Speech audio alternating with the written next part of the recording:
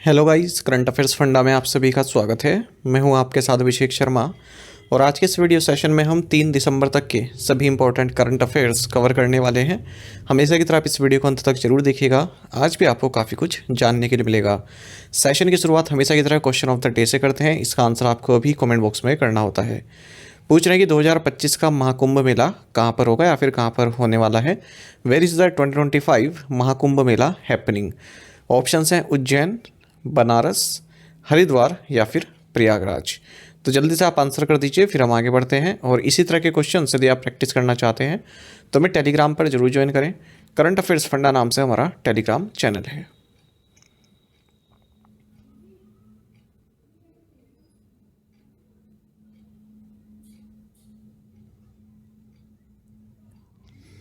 Which two countries participated in the joint military exercise अग्नि warrior.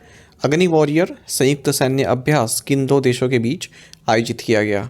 Options आपके सामने हैं और सही आंसर ऑप्शन डी है, India and Singapore.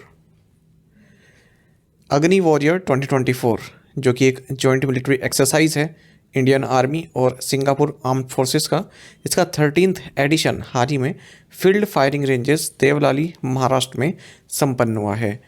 Singapore arm forces ने इसमें पार्टिसिपेट किया है। वहीं भारत की ओर से रेजिमेंट ऑफ आर्टिलरी के 114 सोल्जर्स ने इसमें पार्टिसिपेशन दिया है।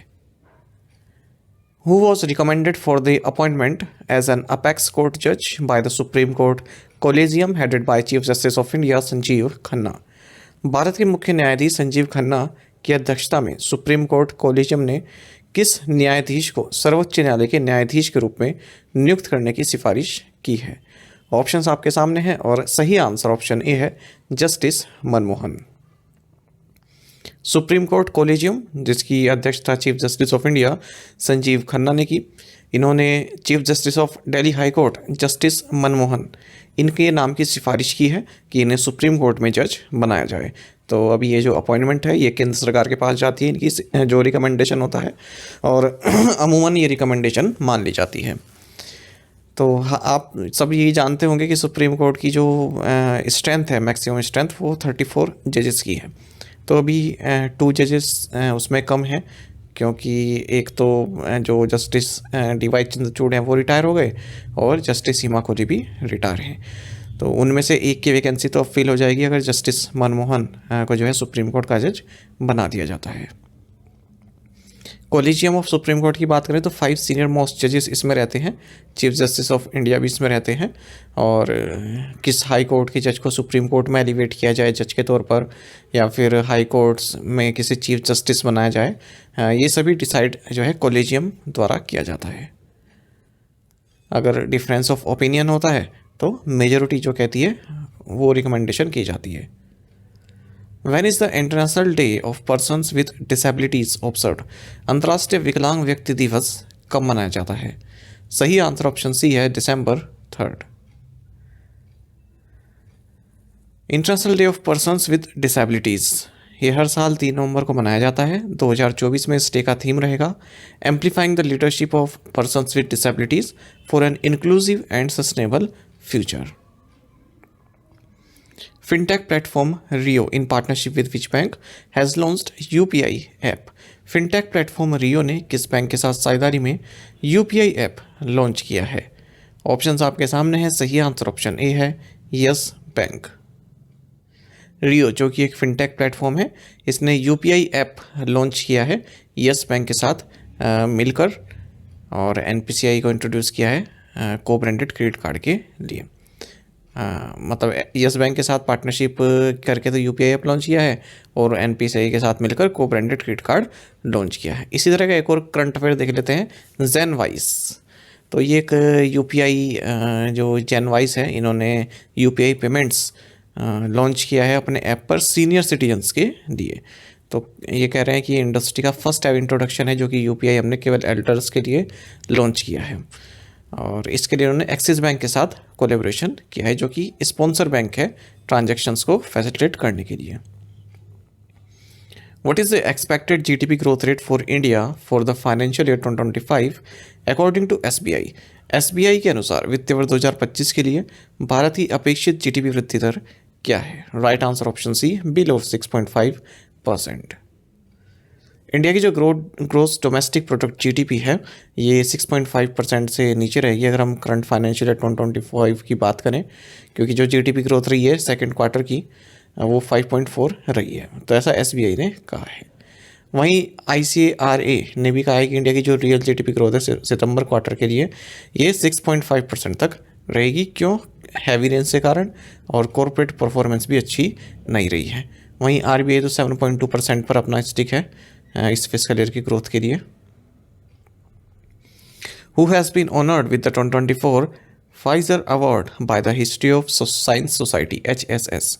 हिस्ट्री ऑफ साइंस सोसाइटी द्वारा 2024 फाइजर अवार्ड से किसे सम्मानित किया गया है? ऑप्शंस आपके सामने हैं। सही आंसर ऑप्शन सी है, बिहारी मुखर्जी।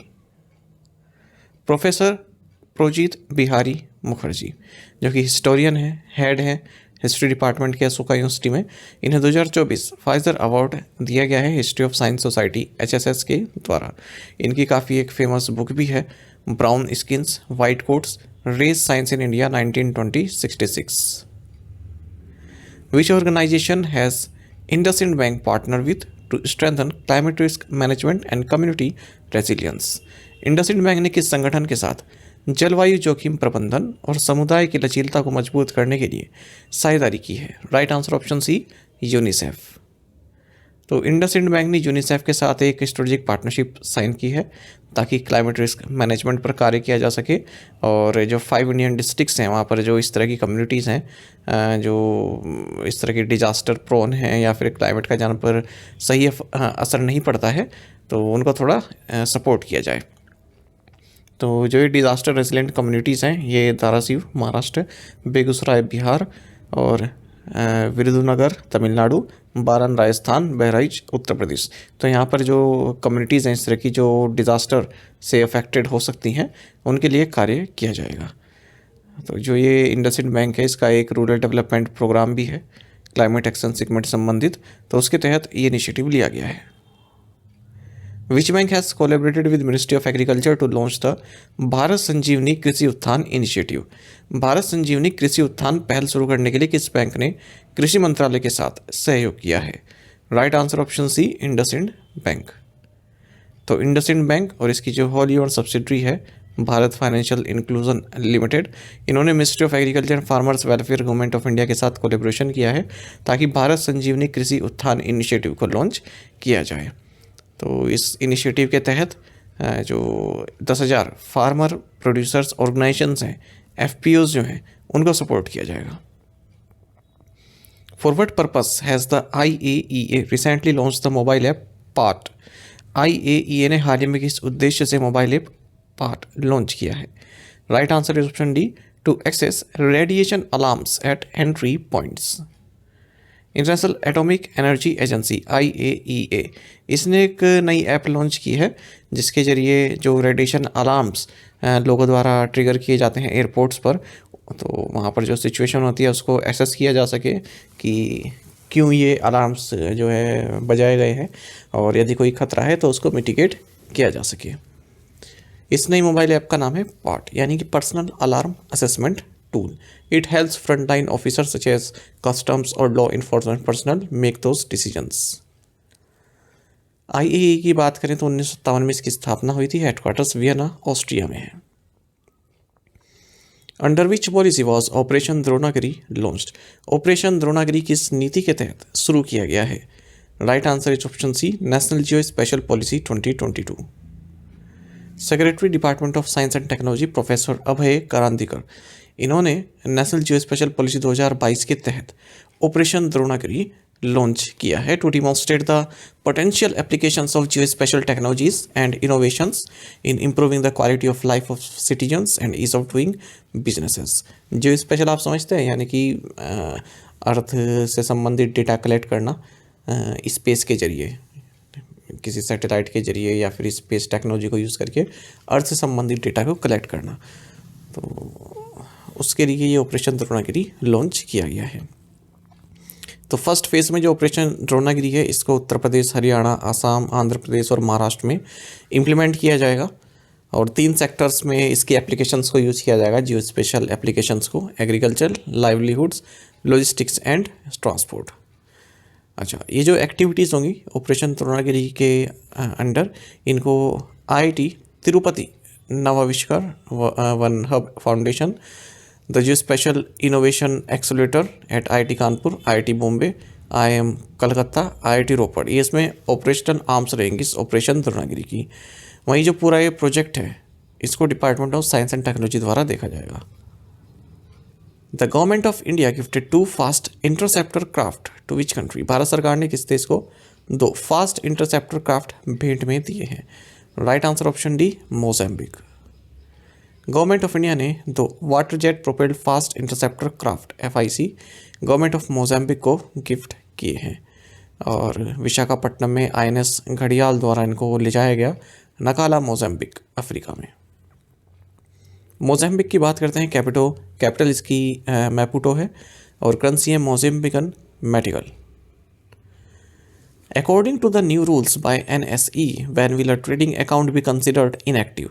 NSE के नए नियमों के मुताबिक किसी ट्रेडिंग खाते को कब निष्क्रिय माना जाएगा? Right answer option D, after 24 months. National stock exchange ने जो ट्रेडिंग अकाउंट्स को इनएक्टिवेट किया जाता है या फिर जो इनएक्टिवेट ट्रेडिंग अकाउंट्स हैं उनसे संबंधित जो कुछ रूल्स हैं उनको रिलैक्स किया है, जो प्रोविजंस हैं उनको रिलैक्स किया है। अब तक क्या होता है, कोई अकाउंट है वो इनएक्टिव है 12 महीने, तो उसको इनएक्टिव माना जाता है। तो इस टाइम पीरियड को बढ़ाकर 24 मंथ्स कर दिया गया है कि अब 24 महीने तक अगर कोई अकाउंट एक्टिवेट नहीं होता है उसके बाद उसे समझा जाएगा कि ये इनएक्टिव है। और जो अभी एग्जिस्टिंग क्लाइंट्स हैं जिनके अकाउंट इनएक्टिव हुए हैं क्योंकि 12 महीने से उन्होंने कोई उसमें कार्य नहीं किया है, तो उनको एक्टिव माना जाएगा अब। ठीक है, अगर 24 महीने तक भी नहीं करते हैं तब इनएक्टिव उनको माना जाएगा। तो अपने अकाउंट खुलवा सकते हैं वो अपने डिटेल्स वगैरह अपडेट करके। अर्लियर ओनली ट्रेडिंग, अब इससे पहले क्या होता था, केवल equity, F&O, commodities and currencies, इन्हीं को ही एक्टिव करने के लिए माना जाता था इस तरह के ऑपरेशंस को, या फिर इन सभी फील्ड में ट्रेडिंग करने के लिए एक्टिव माना जाता था। लेकिन अब इसका दायरा और बढ़ा दिया गया है। अब अगर आप ट्रेड कर रहे हैं IPO में, म्यूचुअल फंड में, सॉवरेन बॉन्ड्स में, OFS में, बायबैक्स में, इनको भी अब इस प्रोविज़न के तहत लाया जाएगा। Any account once marked inactive can be activated by the broker only after doing an in-person verification either physically or in digital mode। ठीक है, तो कोई एक्टिव इनएक्टिव अकाउंट है उसको एक्टिव कब किया जा सकता है ब्रोकर द्वारा? जब वो फिजिकल या फिर डिजिटल मोड में इन पर्सन वेरिफिकेशन उसका कर ली। Who introduced a framework to allow foreign portfolio investors to convert their investments to foreign direct investment? विदेशी पोर्टफोलियो निवेशकों द्वारा अपने निवेश को प्रत्यक्ष विदेशी निवेश में बदलने की अनुमति देने के लिए किसने एक रूपरेखा पेश की है? राइट आंसर ऑप्शन है RBI। तो हाल ही में रिजर्व बैंक ऑफ इंडिया ने एक फ्रेमवर्क इंट्रोड्यूस किया है जिसके तहत जो फॉरेन पोर्टफोलियो इन्वेस्टर्स हैं यानी कि FPI इन्वेस्टर्स हैं वो अपनी इन्वेस्टमेंट को FDI में कन्वर्ट कर सकते हैं, फॉरेन डायरेक्ट इन्वेस्टमेंट में कन्वर्ट कर सकते हैं। An investment made by foreign portfolio investor along with its investor group should be less than 10% of the total paid up equity capital on a fully diluted basis। जो total paid up equity capital है company की उसे 10% से कम होनी चाहिए जो इनकी foreign portfolio investment है। ठीक है, तभी जो है ये कार्य किया जा सकता है। अच्छा, यहाँ पर आपको जानना चाहिए कि FPI और FDI में क्या अंतर है। बहुत महत्वपूर्ण है, अगर आप इंटरव्यू देने जाते हैं तो वहाँ पर भी पूछा जाता है। FPI यानी कि फॉरेन पोर्टफोलियो इन्वेस्टर, तो ये लोग इन्वेस्ट करते हैं जैसे स्टॉक्स हो गया, बॉन्ड्स हो गया। ठीक है, हालांकि इनके पास ये मैनेजमेंट में इतना दिलचस्पी नहीं होती इनकी, मतलब कंपनी के मैनेजमेंट को कंट्रोल नहीं करते, केवल स्टॉक्स में या फिर बॉन्ड्स में करते हैं और शॉर्ट टर्म इन्वेस्टमेंट ये होती है। FDI में बल्कि क्या होता है कि किसी कंपनी में या फिर प्रोजेक्ट में इन्वेस्ट करते हैं और ओनरशिप या फिर कंट्रोल भी इनके हाथ में आ जाता है। फिर से अगर हम FPI की बात करें तो ये शॉर्ट टर्म है और यहाँ से पैसा क्विकली आप विड्रॉ कर सकते हैं। लेकिन FDI जो है लॉन्ग टर्म ऑपरेशन होता है और किसी एंटरप्राइजेस में अगर आपका लार्ज इंटरेस्ट है तो आप उसमें FDI करते हैं। The central government has exempted which category of industries from obtaining prior approval from state pollution control boards? केंद्र सरकार ने किस श्रेणी की औद्योगिक इकाइयों को राज्य प्रदूषण नियंत्रण बोर्ड से पूर्व अनुमति लेने से छूट दी है? Right answer option B white category. तो देखिए जो नॉन पॉल्यूटिंग इंडस्ट्रीज़ हैं उनके लिए एक मेजर रिलीफ है। सेंट्रल गवर्नमेंट ने अनाउंस किया है कि इस तरह की इंडस्ट्रीज़ जो वाइट कैटेगरी में आती हैं उन्हें जो है किसी भी तरह का प्रायर अप्रूवल लेने की ज़रूरत नहीं है स्टेट पोल्यूशन बोर्ड से अपने आप को इस्टेब्लिश या फिर ऑपरेट करने के लिए। और ये परमिशंस कहलाएंगी कंसेंट टू इस्टेब्लिश या फिर कंसेंट टू ऑपरेट। और ये जो कंसेंट है ये दी जाती है स्टेट पोल्यूशन कंट्रोल बोर्ड द्वारा, पर अब इसकी ज़रूरत नहीं पड़ेगी जो भी वाइट कैटेगरी में आता है। वाइट कैटेगरी में 39 सेक्टर्स आते हैं जैसे air coolers, electric lamp, solar modules, fly ash brick manufacturing, repair of electric motors, generators, ये सभी। What is the name of the new hyperspectral satellite constellation unveiled by Pixel? Pixel द्वारा अनावरण किए गए नए हाइपरस्पेक्ट्रल उपग्रह समूह का नाम क्या है? Right answer option B fireflies. Pixel जो कि एक Bengaluru based hyperspectral imaging and earth observation company है, इसने कमर्शियल सैटेलाइट कॉन्स्टलेशन लॉन्च किया है जिसका नाम है फायरफ्लाइज। तो फायरफ्लाइज क्या है? एक कॉन्स्टलेशन है 6 next generational hyper spectral satellites का। 6 सैटेलाइट्स हैं इसमें और नेक्स्ट ईयर इसको लॉन्च किया जाएगा। इसको एक्सपैंड करके 24 सैटेलाइट्स किया जाएगा। What is the name of the 10th national joint counter terrorism exercise conducted by the national security guard NSG?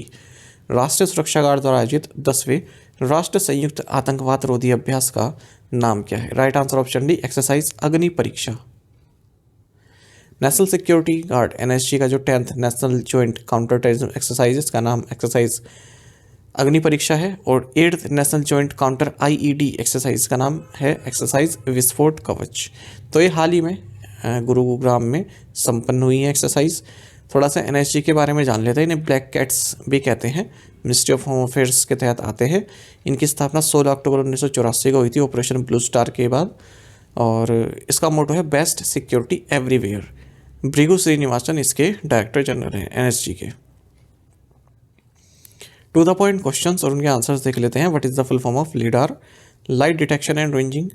Kazan declaration was recently adopted by which group of countries?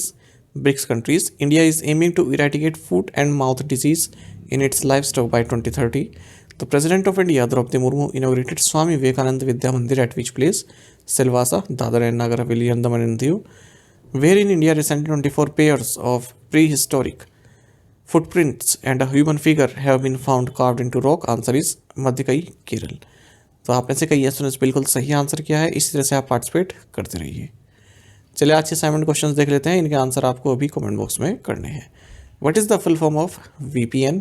Siddharth Kaul announced retirement from which sport? Which country declared national disaster over spread of food poisonings? When was the Aviation Safety Awareness Week 2024 celebrated by Airports Authority of India? Who released 3 publications of the Supreme Court on the 75 years of court prisons in India and legal aid? In 5 questions के answer आपको comment box में करने हैं। यदि आपको एक question का answer भी आता है तो भी आप हमें कमेंट बॉक्स में अवश्य बताइएगा। ज़्यादा से ज़्यादा संख्या में पार्टिसिपेट करने की आप कोशिश किया कीजिए। विजेता बैच जो कि बैंकिंग अवेयरनेस स्पेशल बैच है हमारा कंप्लीट अवेलेबल है करंट अफेयर्स फंडा ऐप पर। इसे आप केवल 399 की कॉस्ट में 1 साल की वैलिडिटी के साथ प्राप्त कर सकते हैं। इसमें 30 वीडियो लेक्चर्स और 30 PDF हमने प्रोवाइड कराए हैं जिसमें कंप्लीट बैंकिंग अवेयरनेस है और इंडियन इकोनॉमी के की कंसेप्ट भी डिस्कस किए गए हैं जो SSC रेलवे में पूछे जाते हैं और इंश्योरेंस भी इसमें कवर किया गया है। तो न केवल आपके बैंकिंग मीन्स एग्ज़ाम के लिए बल्कि अगर आप आगे बढ़ते हैं इंटरव्यू देते हैं तो वहाँ पर भी ये काफ़ी महत्वपूर्ण कोर्स आपके लिए बन जाता है। डेमो लेक्चर्स देखना चाहते हैं वो भी फ्री ऑफ कॉस्ट अवेलेबल है हमारे करंट अफेयर्स फंडा ऐप पर, उन्हें आप देख सकते हैं और एक आइडिया आपको मिल जाए किस तरह का कंटेंट हम आपको इसमें प्रोवाइड करा रहे हैं। तो हमारे करंट अफेयर्स फंडा ऐप पर आपको ये कोर्स मिल जाएगा।